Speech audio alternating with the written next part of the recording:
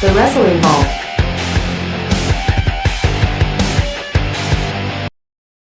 Hello and welcome to the Wrestling Vault podcast. I am your host Lee Christie, and here we discuss the past, the present and the future of professional wrestling. Histories, careers, it's all here. Today we talk about the outside, the independent scene, the indie wrestling promotions that exist separate from the big brand of WWE. We will be discussing the likes of New Japan, ECW, All Elite Wrestling, Ring of Honor and Total Non-Stop Action. Part 1. The 90s. Regarded possibly as the worst time to be a professional wrestling fan. While things were still comic relief for the WWF at the time, their rival brand WCW Monday Night Nitro were creating teenage, more adult and riveting content, including the shocking introduction of the original NWO. During the height of WCW popularity, Eric Bischoff had seemingly beaten the WWF for a consecutive 83 weeks, approximately 19 months. Full domination of the wrestling business until the WWF, now known as the WWE, introduced the Attitude Era, preceding the Monday Night Wars. From then on, the WCW company would fall apart. There are conspiracies of who to blame for the failure. Hulk Hogan with his creative control and the NWO, keeping old wrestlers on screen and failing to change storylines. The product not presenting and giving screen time to younger and more athletic talent that could carry the company's competition. A lot of conspiracies. A whole shambolic train wreck as WCW would close its doors in the 2000s, its nail in the coffin being Ted Turner stopping production, Hulk Hogan's creative control card, and the 2000 Bash at the Beach event. The WCW company being bought by WWF's principal Vince McMahon and the use of its video library, contracting wrestlers over the more Dominion company and creating the Invasion storyline. Indie companies and rival companies struggled to compete with the Connecticut-based company WWF, now known as WWE. Until Paul Heyman stepped in. Part 2. Extreme.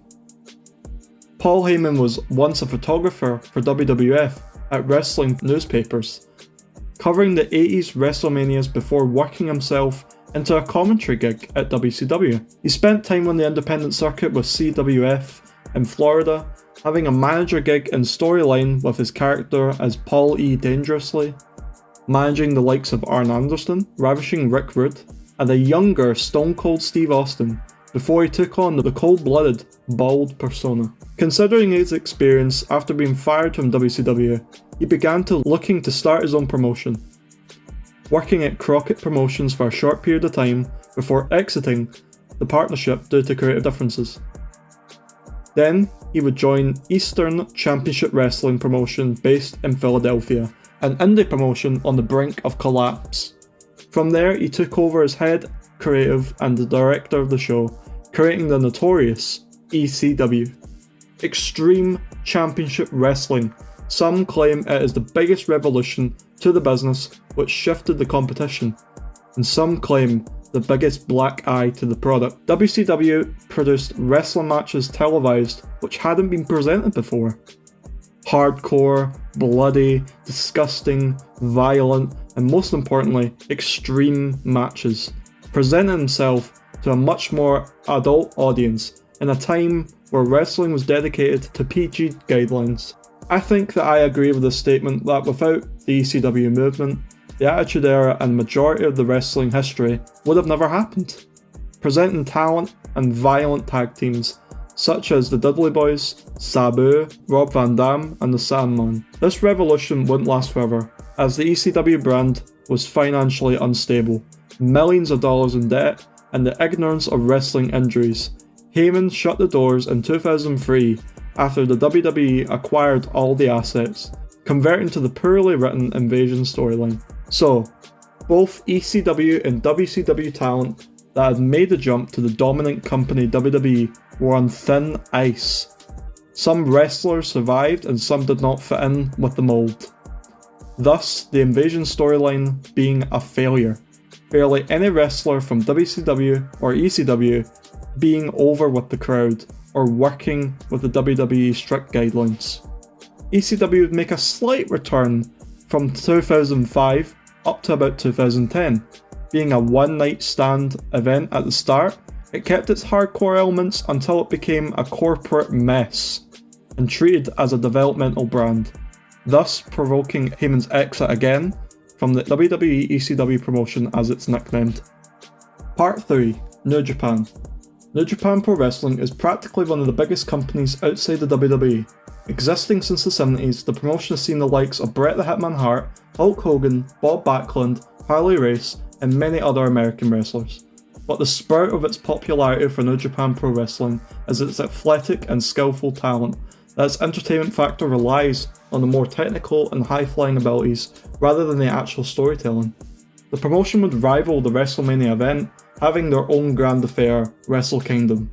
Their talent comes from many areas of the world, including their own in Japan. In the 2000s, however, like with many of these indie and alternative wrestling promotions, it struggled to compete with the popularity and the profit of WWE. The majority of the wrestlers made the jump to the conglomerate when it peaked for the Attitude to the Ruthless Aggression era. This would not be the case for long, as in the mid-2010s it would have a revival of its own. The faction made by Finn Balor, Prince Devitt at the time, has arguably caused the professional wrestling buzz and made older fans come back to watch the indies and the product. The name of this faction?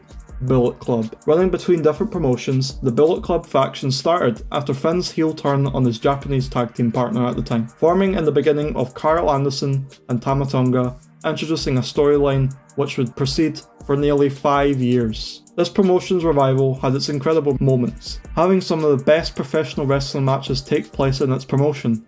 For example, Kenny Omega vs Okada at Wrestle Kingdom 11. The promotion would lose its steam once the Bullet Club storyline and the members began their own company, AEW, which we'll talk about in a minute or so. However, the head runner and CEO of AEW, Tony Khan, would partner up with New Japan, creating the pay-per-view Forbidden Door, a crossover event between two companies and their contracted wrestlers. That would bring us on to Part 4, Non-Stop Honor. However, you cannot mention independent circuit wrestling without two of the most popular promotions at the time of the Attitude Era and the Ruthless Aggression Era, Ring of Honor and TNA, also known as Total Non-Stop Action. TNA was considered the best alternative during the Ruthless Aggression Era. Some even argue that it was better at WWE at the time, to which I say, I can't help but agree. While the storyline and promos and wrestlers were limited in their ability, the entertainment and the hardcore factor which set Deja Vu for a once memorable ECW show built the TNA promotion to a new level. I'll just name a couple of wrestlers which will definitely ring a bell: Samoa Joe, AJ Styles, Christopher Daniels, Kurt Angle. Each of these names have been etched in TNA history, and the majority of them, besides Angle, spent a lot of time in the other indie promotion, Ring of Honor. Despite what you think about indie wrestling, you cannot deny that Ring of Honor paved the road for hardcore and technical matches, having the most iconic matches with Samoa Joe and Punk Trilogy, Tyler Black, now known as Seth Rollins, Bryan Danielson, Daniel Bryan in WWE, and Kenny Omega in that triple threat. Including some of my favourite indie wrestling matches of all time, Kevin Steen, now known as Kevin Owens in the WWE, versus El Generico, also known as Sami Zayn in the WWE. This short list of matches in Ring of Honor is the best place to start if you want to get into indie wrestling matches. Dare I say, the cornerstone of technical wrestling between the 2000s to the 2010s. Each promotion, TNA and Ring of Honor, featured here sprung the popularity of indie wrestling as we know it today in their respected times. But the late 2010s weren't too kind to them. TNA washed up with the likes of Hulk Hogan and Eric Bischoff taking charge for a short time in 2010 to 2013. Knowing the history of WCW, you knew it didn't end well. Frustration with creativity and the removal of their iconic six-sided wrestling ring. The promotion would nearly go bankrupt, losing popularity year after year and find it hard to sell tickets.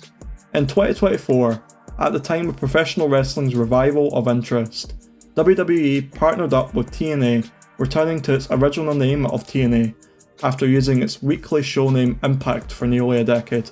For Ring of Honor, it was also bought out, but by AEW. Tony Khan saw the opportunity to bolster the roster and the promotion, and bought it in a Shane McMahon WCW style. Has it lived up to it? Meh. Barely promoted, barely used, barely a Ring of Honor of the past. But that doesn't mean they can't improve. Which then brings me on to part 5, Elite. Lastly, we're covering All Elite Wrestling, a younger promotion like the others, starting only in 2019, being nearly 6 years old as of speaking. It started out bringing the likes of Cody Rhodes, synonymous with becoming the Cena-like wrestler in WWE as we know now.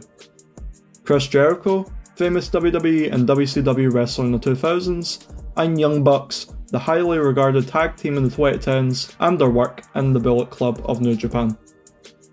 Dare I say, AEW revived professional wrestling, at a time in 2019 when the WWE and the wrestling's product was so poor and so less watched. The 2018 All-In event would be the domino effect for how the company came to be, a self-funded event by Cody Rhodes. In its beginning of 2019 to 2022, you can make the argument that it was the alternative. It was the best professional wrestling show at the time. Jon Moxley, also known as Dean Ambrose, had his debut. Daniel Bryan, Kenny Omega, Sting, MJF, all the legends jumped ship due to Vince McMahon's handling of WWE at the time, and also just the excitement of the opportunity. More eyes were on the product than ever, especially when in our last episode we referenced CM Punk's return to professional wrestling after 7 long years. Not only just a return, but also making the jump to the competition of AEW. Thus sparked all the interest in All Elite Wrestling, creating some of the best dream matches and best storylines at the time. MJF vs CM Punk, Kenny Omega vs Okada being revisited, Daniel Bryan vs Christopher Daniels. It was a time to be alive. Especially the women's division. There were more eyes on the women's roster than ever before, signing on some of the best women wrestlers on the planet. So is it it? Is it still the alternative? Sure. Is it still watchable? Maybe not. CM Punk's dramatic exit and return to WWE, exposing the irresponsibility of AEW wrestlers and management, including storylines getting stale. Chris Jericho, a 50-year-old getting more screen time than most. However, it still produces some of the best content in alternative watching of professional wrestling. This was The Outside, analysing the independent circuit of professional wrestling. My name is Lee Christie, and I hope you enjoyed this episode of The Wrestling Vault.